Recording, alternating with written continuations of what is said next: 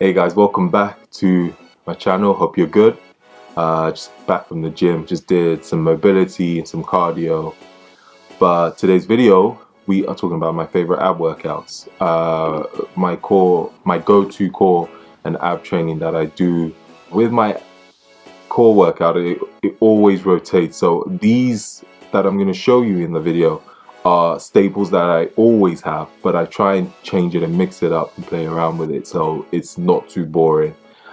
Keeps it more interesting. Just like the arm workout I did, I'm going to show you individually what I do and explain a little bit of why I do them. However, when I do abs, I tend to do them as a giant set.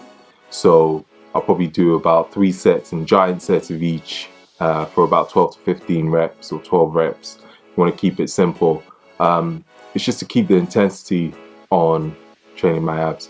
I always like to train them either before a session, so let's say before a bodybuilding session, or I make time to train them when I do my mobility workouts as well. If you're going to train your core and your abs, train them seriously. Train them as much as you would train your chest, your biceps.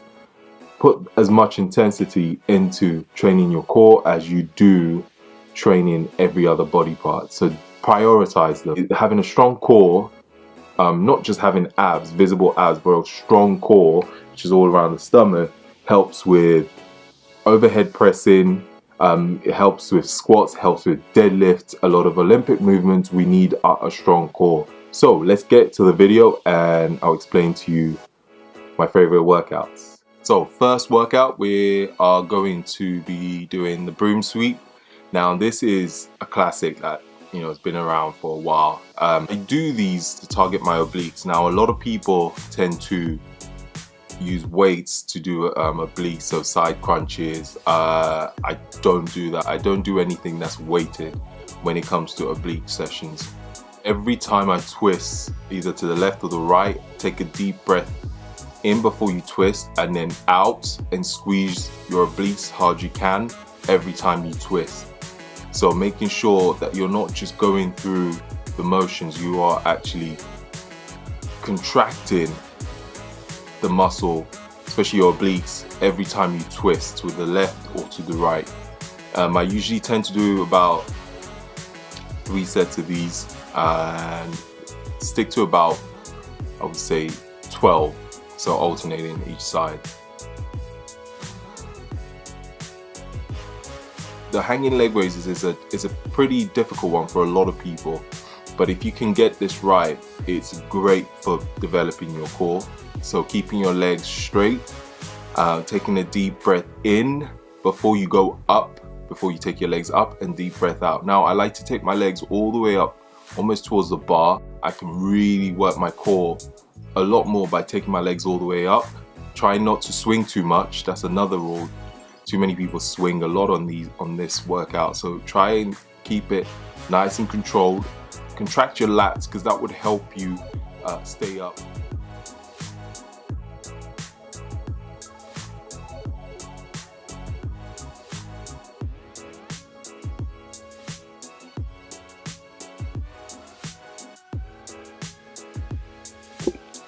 So next we have same thing again, hanging leg raises, but this time with your knees tucked, knees bent.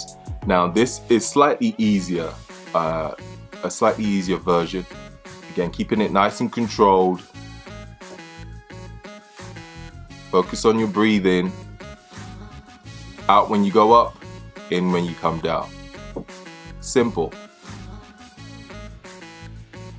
Now a great alternative to these two, if you can't hang off the bar, is doing them on the mat to start. So same thing, straight leg raises and knees bent leg raises.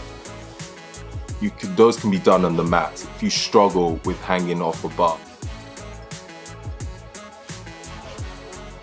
We have the barbell rollout. It is very similar to a stability ball rollout on your knees and the ab wheel rollout, but I like to use the barbell. So when you roll the bar all the way out, take a deep breath out, and when you roll the bar in, take a deep breath in. Now try and keep the eccentric phase, so when you roll out the bar, slow it down. Again, 2 to 3 second tempo. Nice and slow when you roll it out, and then in as quick as you can. So out nice and slow. With the rollouts, it really works your core, really targets your core. If you haven't done these before, try it. It is brutal. I would even sometimes take the tempo to a 5-second tempo when I'm going all the way down.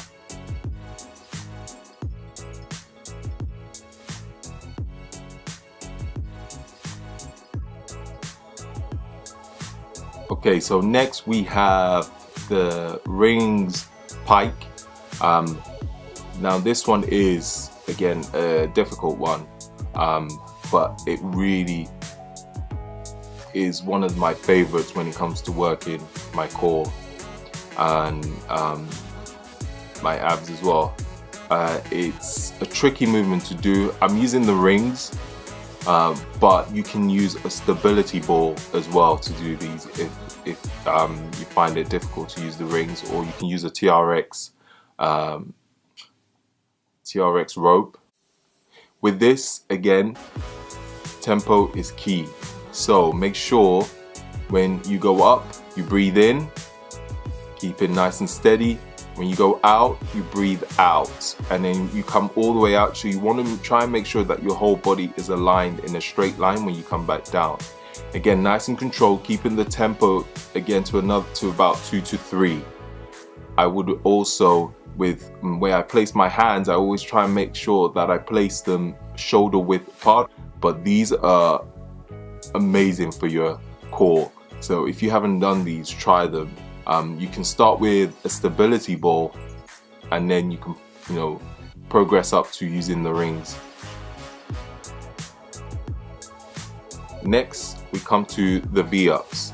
Now this, you are going to be starting with your feet off the floor, your hands off the floor, as you can see in the video, and you will slowly try and bring those two together. So feet off the floor, hands off the floor, and come up and meet with each other. So deep breath in when you're down, and breathe out when you come up. When you breathe out when you come up, squeeze your abs. So deep breath in and out when you come up. Again, try and keep the tempo nice and controlled. No rushing it, no rushing the movement. That's one of the most important things I would say when it comes to core. Don't rush the movements.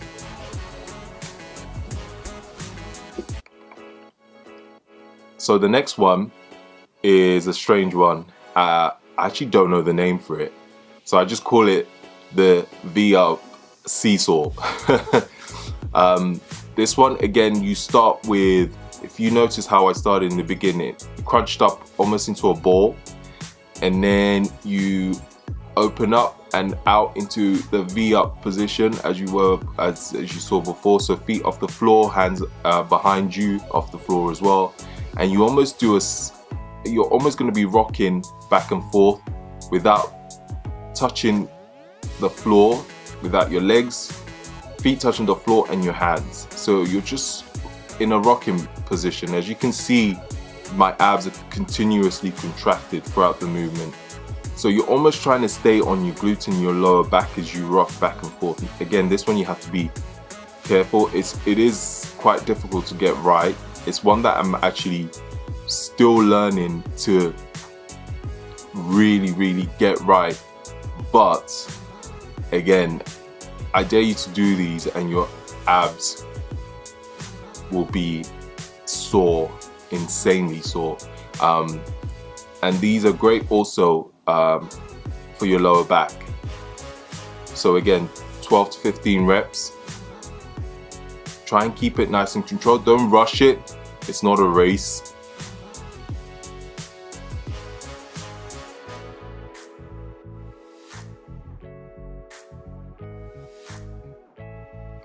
So next we have the Superman, which is a great core workout that I love doing. You always know how strong your core is getting is when you can do these easily and comfortably without shaking, or without shaking to one side or the other. Now you start with your hands shoulder width apart on the mats. I like to point my hands out slightly also on the floor, and then my feet again slightly wider than my hips. So you want to take up your right arm and your left leg at the same time. Now again, if this is one that I'm still trying to get 100% right, but it's far better. It's such a great test to how strong your core is getting. Again, so try and do these. I try and keep to about 12 reps, alternate each side, or you can stick to one side and you do 6 on one side and then change to do 6 on the other side. If you want to make this harder, someone told me to do this and I thought it was ridiculous, but close your eyes and do them. It makes it a lot more difficult, but actually makes you focus a lot more on the movement. What I've also done is put an easier version. So this one will be on your knees. Same principle. And then when you can really get the hang of it on the easier version, you can progress up to the harder version. So the Superman.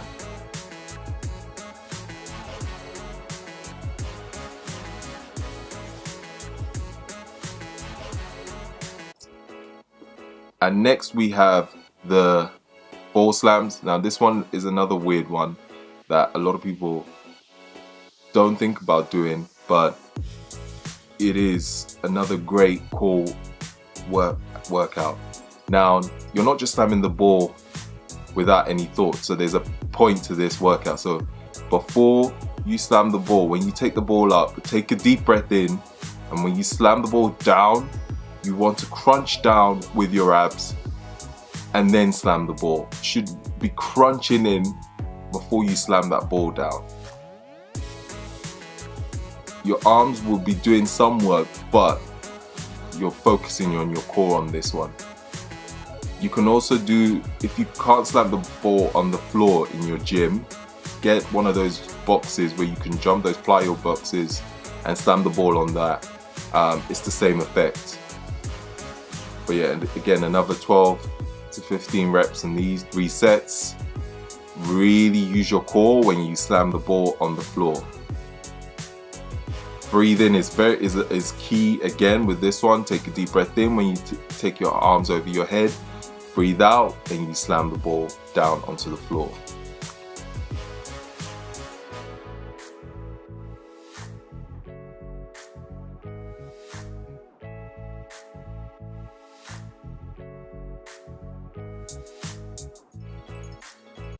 So there you have it. Before I sign off, just again reiterate the point of it's not a race when you're training your core. Intensity, yes, but time under tension is very important when you train your core and your abs. Train them just as hard as you will train every body part, so remember that. Play around with the tempo, 2 seconds, 3 seconds of the eccentric phase of all the movements. Focus on breathing when it comes to training your core.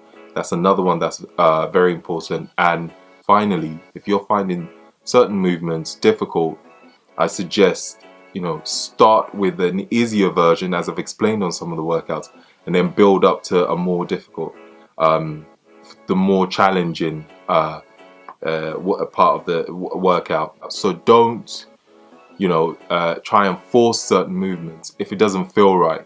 If you have lower back pain when you're doing certain of the workouts, some of it will be discomfort, and that's to be expected. So just remember that. It just means you need to do more core workout actually to improve on your lower back, and maybe add some lower back work, some posterior chain work. So glute ham raises are great, and glute bridges.